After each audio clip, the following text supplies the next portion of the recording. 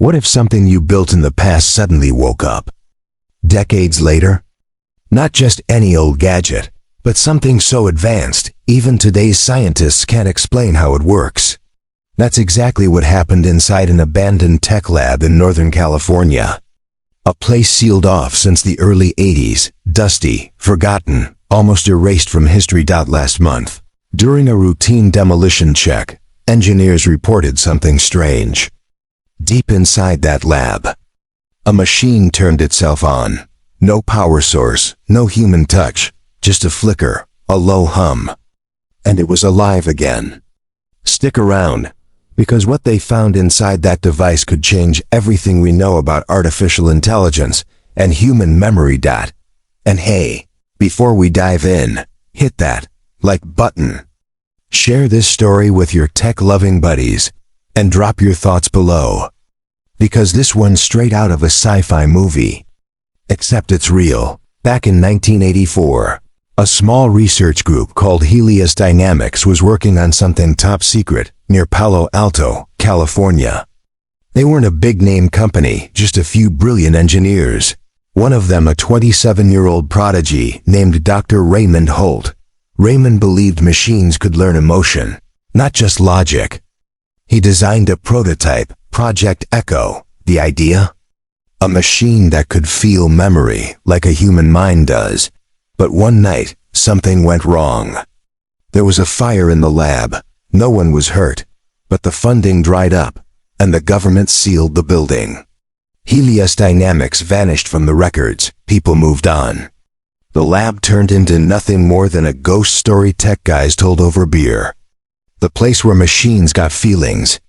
Fast forward to 2024, a team of demolition engineers was surveying the site before tearing it down for new condos. That's when Mark Dwyer, one of the workers, noticed a faint humming sound. They followed it to the basement. Pitch black, dust thick as fog.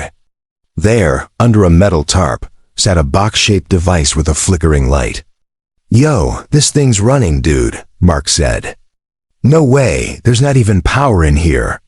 Another guy replied. They checked, no external wires, no generator, no battery. The light kept pulsing, steady, like a heartbeat. Then it emitted a faint voice, almost a whisper. "Is anyone there?" Everyone froze. At first, they thought it was some prank, maybe an old voice module glitching out. But the words that followed made their skin crawl. "Raymond, it's been 40 years. The team backed off, called local authorities, but by the time they returned, the device had shut itself down. The box was taken to Stanford University's tech lab for analysis. Researchers were stunned. The circuitry was far ahead of its time. Even the AI core didn't match any design known from the 1980s, when they managed to access the internal memory.